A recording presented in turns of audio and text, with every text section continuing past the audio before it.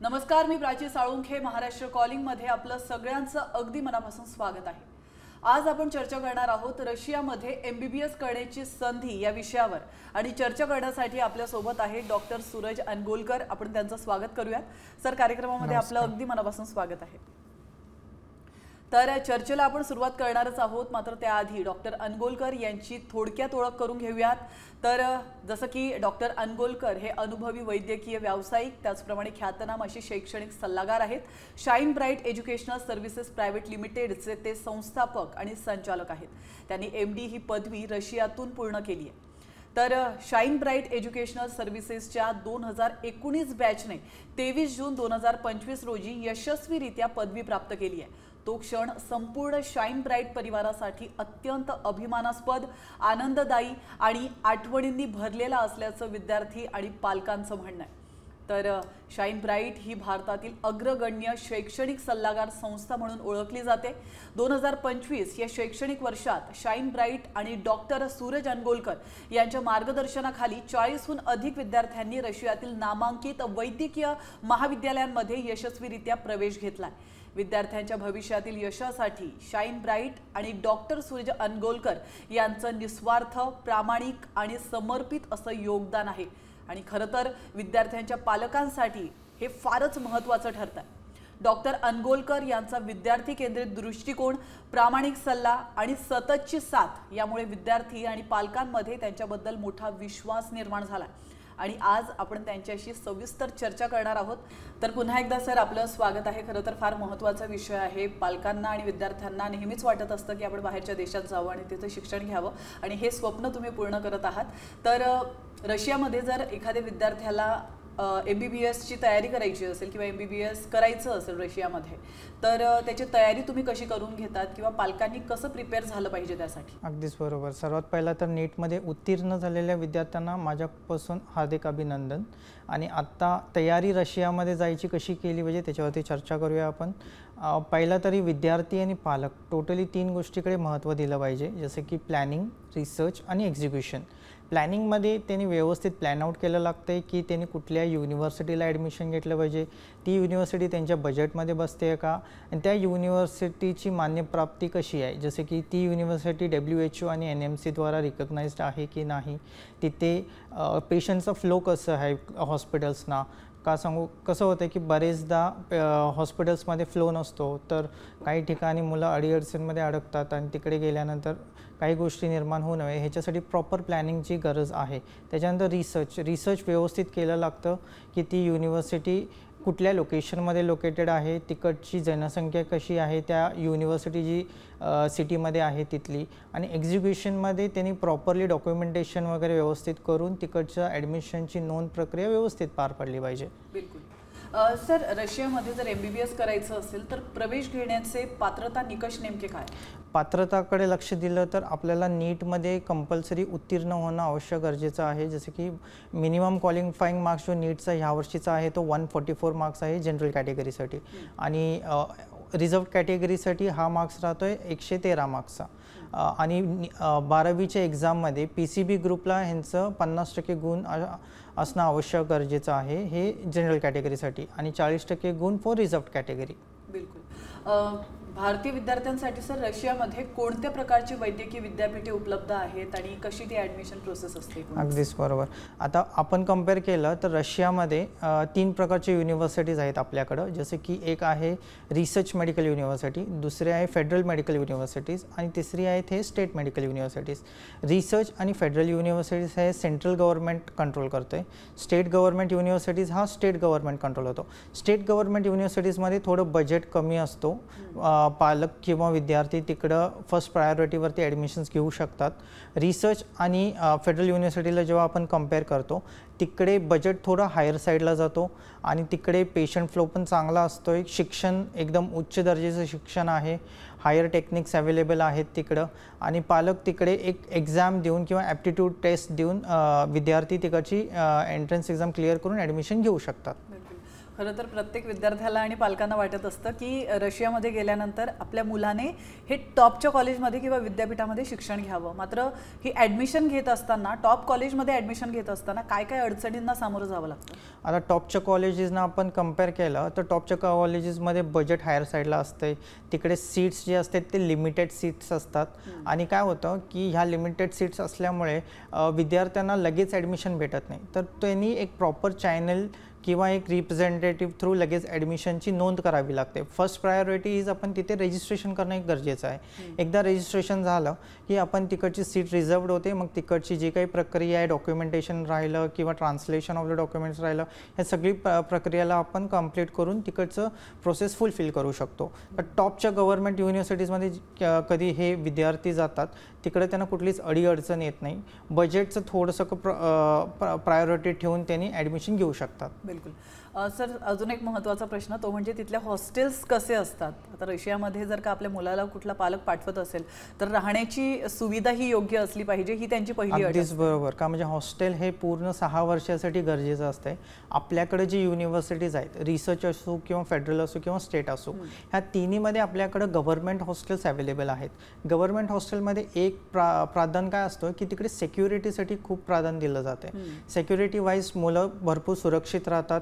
हे हॉस्टेल्स कॅम्पसमध्ये असतात आणि हॉस्टेल्स फ्लोअर वाईज किंवा बिल्डिंग वाईज मुलांना आणि मुलींना सेपरेटली डिवाईड केलं जातं आहे. प्रत्येक हॉस्टेल्समध्ये फिमेल आणि मेल वॉर्डन्स वेगवेगळे असतात. मुलांसाठी सगळी सुविधा केली जाते. तिकडे किचन्स आहेत, वॉशरूम्स आहेत, टॉयलेट्स आहेत, हे सगळं व्यवस्थित केलं जातं आहे हॉस्टेल्समध्ये. जर करता मुलं काही टाईमला काय होतं की कन्सल्टंट्स किंवा एजंट्स ह्यांना घेऊन जातात युनिव्हर्सिटीजकडं आणि तिकडे त्यांना गव्हर्नमेंटचे हॉस्टेल उपलब्ध करून देत नाहीत. त्यांना प्रायव्हेट अपार्टमेंट्समध्ये ठेवतात जिथं सिक्युरिटी आणि सेफ्टीची मेन प्रॉब्लेम्स येऊ शकतात. तर अशा वेळी पालक आणि विद्यार्थी दोघांनी पण व्यवस्थित चर्चा केलं पाहिजे कन्सल्टंटसोबत किंवा रिप्रेझेंटेटिव्हसोबत की त्यांच्याकडं ऑफिशियल गव्हर्नमेंट हॉस्टेल्स उपलब्ध आहेत की नाहीत. त्यानंतरच पालकांनी आणि विद्यार्थ्यांनी ॲडमिशन घेतलं लागते. बिलकुल. खरं तर HSC किंवा नीटमध्ये जर कमी मार्क्स मिळाले विद्यार्थ्याला तर खरंच MBBS तो करू शकतो का किंवा डॉक्टर बनण्याचं स्वप्न त्याचं पूर्ण होऊ शकतं का? हो, अगदीच बरोबर. HSCमध्ये किंवा नीटमध्ये कमी मार्क्स असले तरी पण त्यांनी क्वालिफाईंग मार्क्सनी पास झालं पाहिजे.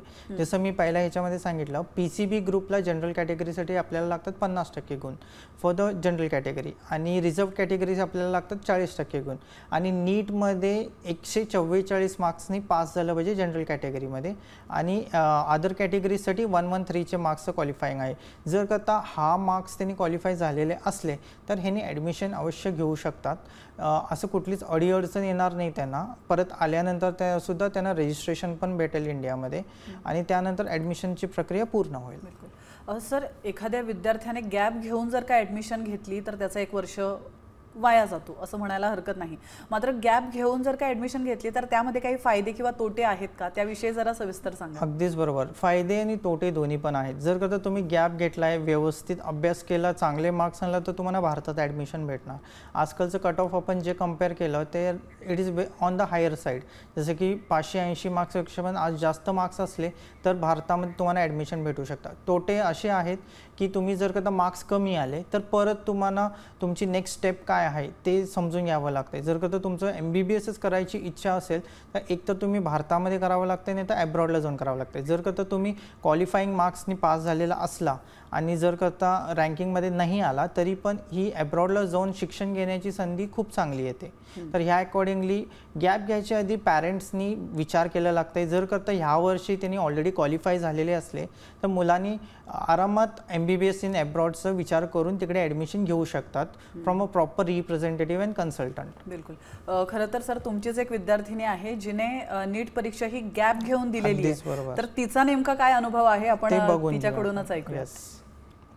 Hello everyone, मैं Dr. Suraj. Namaste. So today we have a very brilliant student with us, Miss Nishita Singh. She has come all the way from Delhi and Noida for the admissions in Russia. So let's give a small brief introduction about her. So Nishita जी, आप मुझे बोलिए कि आप कितने साल से नीट exam दे रहे हैं?